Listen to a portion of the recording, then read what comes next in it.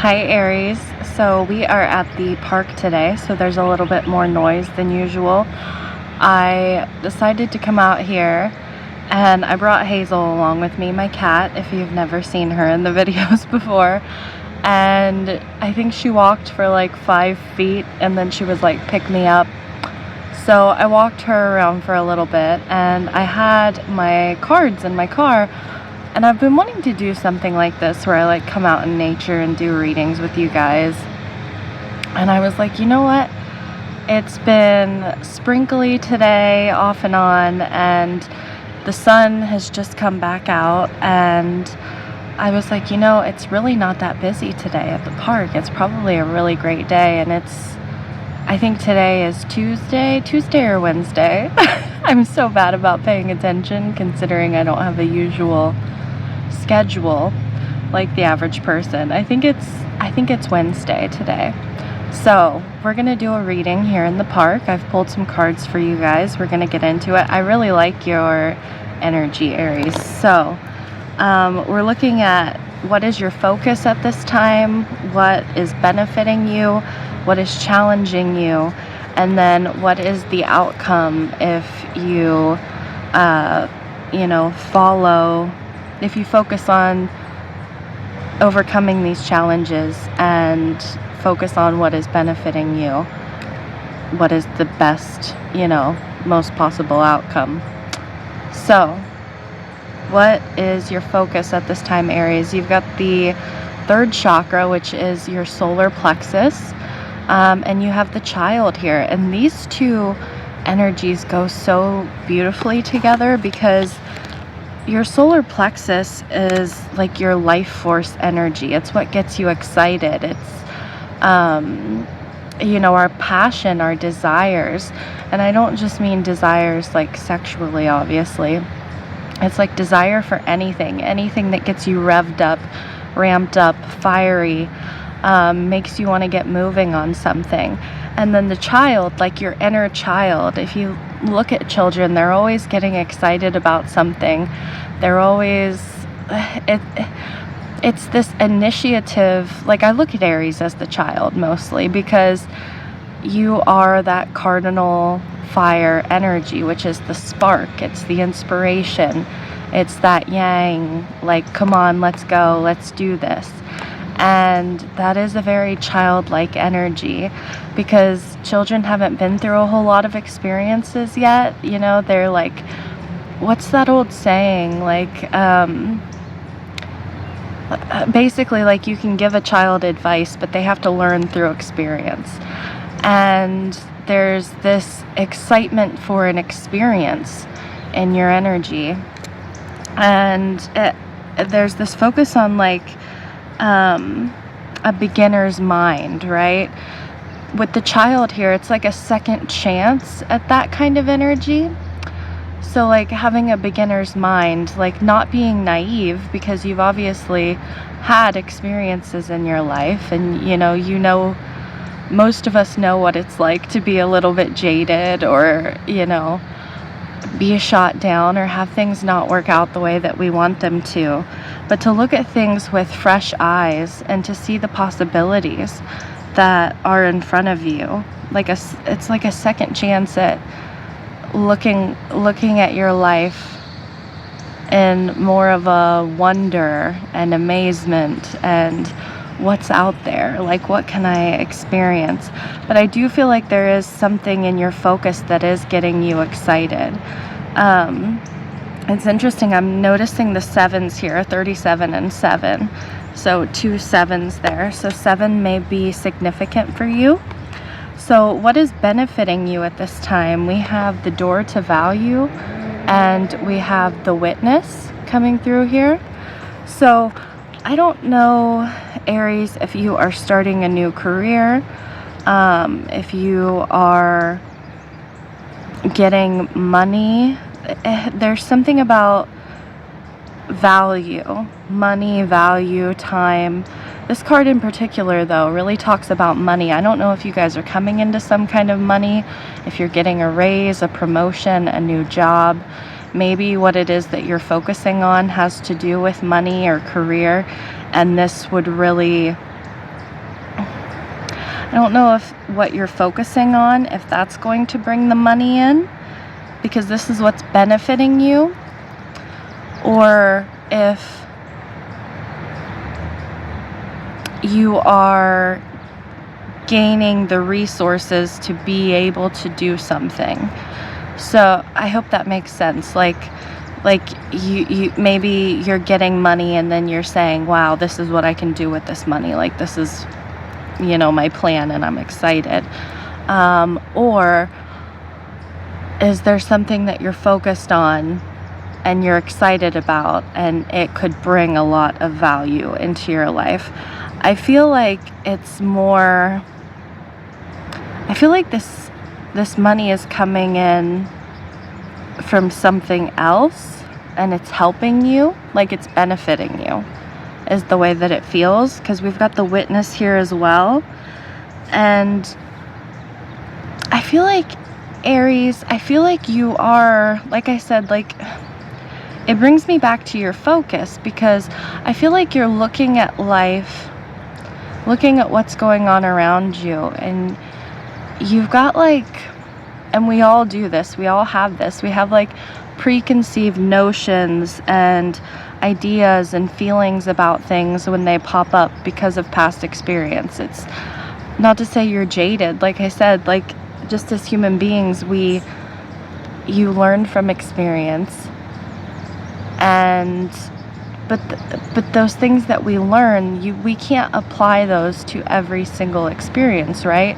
And I feel like you're recognizing that in some way, like you're seeing something and you're like, I can look at this in a different way.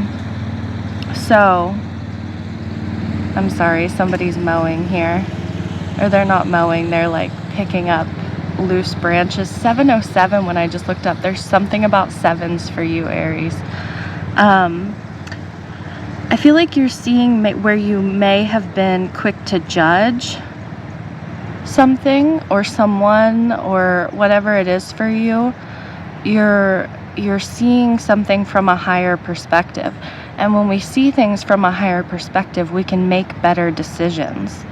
So there could be something about money and seeing something from a higher perspective and making a better decision, which is benefiting you at this time. It's like something is coming to light and you're able to make a different decision, and it's going to help you, it's going to benefit you. So your challenge here, which is I don't even know if you want to call it a challenge, it's just like you recognizing it, Aries. 7:57 when I looked up a second ago. You've got the Magician and the Mirror, and you have the Staff, which both of these made me think of Moses. And if you're not familiar with the story of Moses, he led, I'm getting distracted with these people on this cart, but he parted the Red Sea so that his people could get away. He was a leader, and he had this magical staff, basically, which I'm sure I don't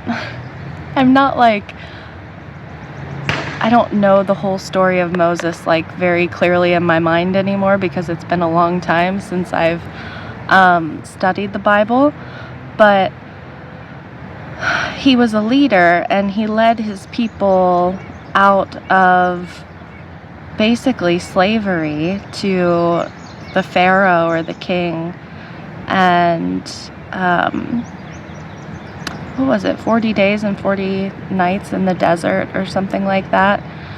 And these people trusted him, and these people had faith in him. And he had to have a lot of trust and faith in himself, because they were basically on the run. He had to part the Red Sea so that they could get across, and then close the water back up again, so that nobody could get through behind them and catch up with them and get to them. It slowed their pursuers down. And he used his staff to do that. But there's something about, like God, in that story, God gave him that power, and he was able to conjure it or use that power with his staff. But he had to believe in himself and in that staff, that when he, slammed that staff down on the ground, that it was going to part the seas. If he didn't have any faith or any belief that he could do that, it wouldn't have worked.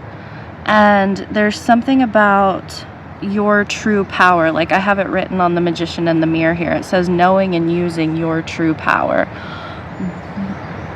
What is your true power, Aries? There's something about balancing, because we've got like the reflection here, like the Magician and the Mirror. How do you see yourself? What do you see your true power as being? Because it's so much more than that is what's coming through. And I feel like that's a challenge for you to recognize that, like, I am powerful in, a lot of different ways. And Aries, you are the Emperor, which is divine masculine energy. And I have a lot of Aries in my life, and they are very like yang energy, like go, go, go. And they're very, like when they set their mind to something, they go after it, and they're very passionate. But there's this feminine energy that wants to be recognized and wants to come out in you as well, this reflective energy, which is very healing. I'm getting a balm, like a soothing balm. So like maybe this fire inside you has burned you at times, or maybe gotten you into a little bit of trouble. I'm not sure. But even with the Witness, it's more of a yin energy, feminine energy, like taking a step back and observing, like I was talking about the higher perspective. I feel like you're not only seeing your life from a higher perspective, I feel like it's your challenge here is to look at yourself from a higher perspective, and to, maybe compliment yourself, maybe recognize, the times in your life where you have used your yang energy, use that fire, and give yourself a pat on the back, compliment yourself, be like, wow, like look how far you've come, look how I'm just kidding, like look how amazing you are. Like I feel like Spirit is saying, look how amazing you are, Aries.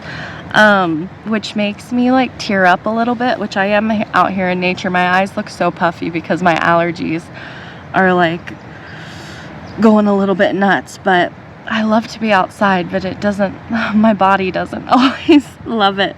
My sinuses. But I feel like there's something about balancing your yin and yang, your masculine and feminine, which is a challenge for you at this time. So it's not all about taking action on this. It's not all about that fire and going after it and getting it. It's also important to just sit back and witness and observe, and to pay attention to your thoughts and your feelings about these things in regards to this. I also feel like the challenge here is believing in yourself. Believing in yourself, believing in that staff that you can do something. Not only believing in a higher power, but believing one, in you, and two, in a higher power. And merging, there's something about the duality, like those two energies coming together and making magic. Because you are the magician, right? Here. So,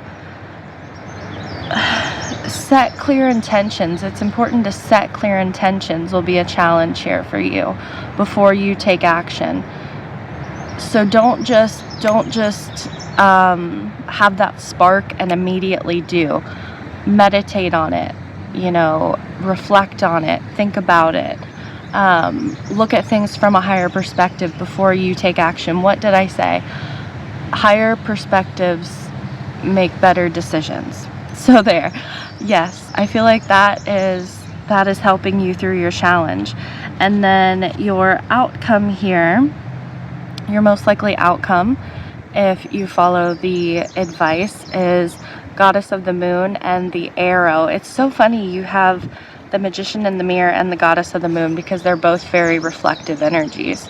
And the Magician in the Mirror being your challenge, I feel like you're going to overcome this challenge, and you're going to, like, the Goddess of the Moon talks about like trusting your own guidance and nudges, trusting your intuition, believing in yourself and in the spiritual support that